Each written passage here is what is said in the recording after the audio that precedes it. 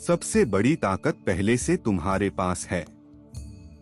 कहानी शुरू होती है जब गौतम बुद्ध अपने शिष्यों के साथ लंबा सफर तय करके एक सुंदर गांव पहुंचे।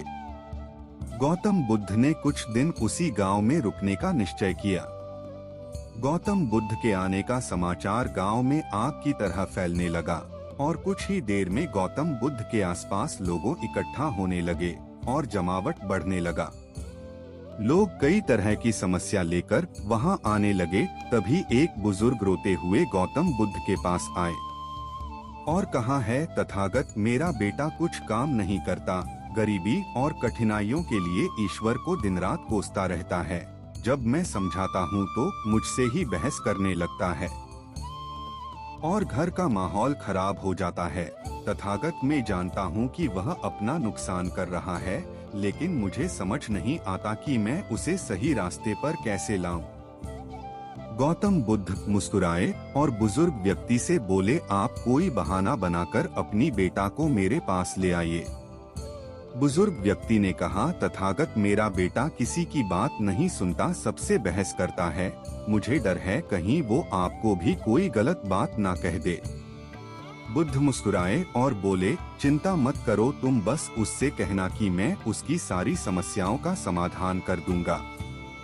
गौतम बुद्ध की बात सुनकर कुछ लोग बुजुर्ग के साथ उसके बेटे को बुलाने के लिए चल पड़े। दोपहर का समय था। लड़का अपने कमरे में सो रहा था। घर पहुंचते ही सबने उसे जगाया और उसे समझाना शुरू किया, लेकिन लड़का साथ चलने को तैयार नहीं हुआ। वह बस एक ही बात दोहराता रहता कि सारे साधु पाखंडी और नकली होते हैं, मैं इनकी बातों में आने वाला नहीं। लेकिन जब गांव वालों ने उसे बताया कि बुद्ध उसकी हर परेशानी का समाधान कर देंगे, तब जाकर वह गौतम बुद्ध से मिलने को राजी हुआ। अपने बेटे को लेकर जब बुजुर्ग व्यक्ति ने गौतम बुद्ध के पास पहुँचे तो लड़का बुद्ध को उल्टा बोलने लगा, किस बात के लिए आपने मुझे यहाँ बुलाया? अगर आप यह चाहते हो कि मैं ईश्वर को कोसना बंद कर दूं, तो मैं ऐसा कभी नहीं करूंगा, क्योंकि ईश्वर ने मुझे इस बेकार शरीर के अलावा दिया ही क्या है। धन जो शरीर के लिए जरूरी है वह तो मुझे मिला ही नहीं। अगर आप मेरी धन की समस्या खत्म कर सके तो ठीक है, नहीं तो अपना बेरिया बिस्तर समेटिए और आगे बढ़िए। लड़के की बातें सुनकर गौतम बुद्ध मुस्कुराने लगे और बोले, मेरी दोस्त, मैं तुमसे ईश्वर की कोई बात नहीं करता, लेकिन याद रखो कि व्यक्ति के सुख और दुख का कारण उसके कर्म ही होते हैं। इसलिए किसी और को कोसने की बजाय अगर तुम मेहनत करोगे तो तुम्हारा जीवन आसान हो जाएगा। गौतम बुद्ध की बात सुनकर वह लड़का आग बबूला हो गया और कहने लगा, मुझे आपके भाषण से तो नींद आ रही है, इससे तो अच्छा मैं घर में सो रहा था। मैं यहाँ सिर्फ आपसे मदद के लिए आया हूँ। अगर आप मेरी समस्या हल कर सकते हैं तो कहे, नहीं तो गांव से चले जाइए।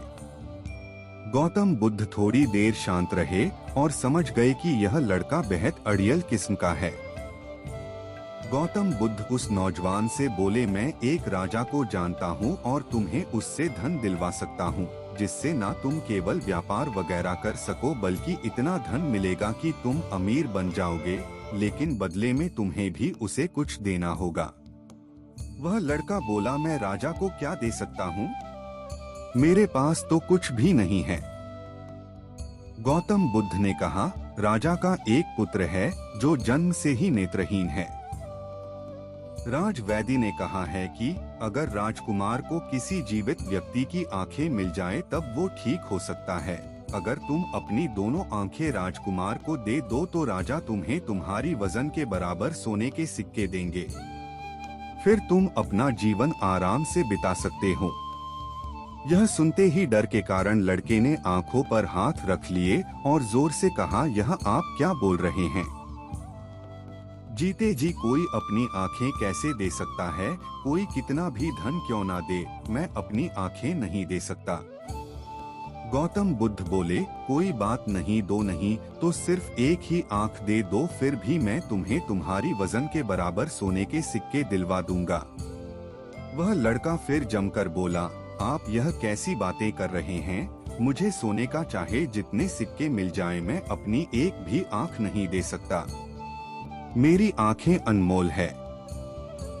गौतम बुद्ध ने कहा, अगर तुमको और धन चाहिए तो बोलो, राजा मना नहीं करेगा। तो लड़का बोला, मेरी आंखें अमूल्य है, कृपया आप यह कहना बंद कर दें। मुझे किसी भी कीमत पर अपनी आंखें नहीं बेचनी। लड़के की बात सुनकर गौतम बुद्ध ने कहा, मेरे प्यारे दोस्त, अभी कुछ समय पहले ही तुम अपने शरीर को बेकार कह के कोस रहे थे और अब तुम कह रहे हो कि तुम्हारी आंखें अनमोल है। आंखें तुम्हारी शरीर का छोटा सा हिस्सा है। अगर तुम्हारी आंखें अनमोल है तो तुम्हारा शरीर कैसे बेकार हो सकता है? अगर शरीर तुम्हें अनमोल लगता है तो तुम्हारी बुद्धि की क्या कीमत है? अगर यह सब अनमोल है तो जीवन शक्ति जो तुम्हें जिंदा रखे हुए हैं, उसकी क्या कीमत है? सबसे बड़ी ताकत पहले से तुम्हारे पास है। गौतम बुद्ध के शब्द सुनकर उस लड़के की आंखों में आंसू आ गए। वो तथागत के चरणों में गिर के रोने लगा। फिर कहा, मैंने बहुत बार कोशिश की लेकिन मैं कुछ कर नहीं सका, इसलिए मैं इतना हताश और कड़वा हो गया। बुद्ध ने लड़के को उठाया और कहा, मेरे दोस्त, इंसान का जन्म बहुत कीमती है। केवल इंसान के पास ही इतना विवेक होता है कि वो सही गलत में अंतर कर सकता है। ताकतवर पशु पक्षियों में भी यह स्वतंत्रता नहीं है। इसलिए अपने शब्दों की ताकत को पहचानो और किस्मत को कोसना बंद करो। जब सर पर परेशानी आती है तो हम सब नकारात्मक हो जाते हैं और भूल जाते हैं कि हमारे पास कितनी सारी कीमती योग्यताएं हैं।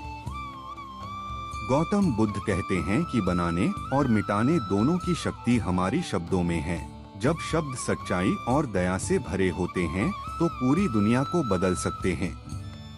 इसलिए गौतम बुद्ध आगे कहते हैं कि अपनी जुबान को अच्छे शब्द सिखाओ, अपने मन को अच्छे विचार सिखाओ, आँख, कान, नाक सबको प्रशिक्षित करो। इंद्रियां बहुत अच्छी दोस्त बन सकती है।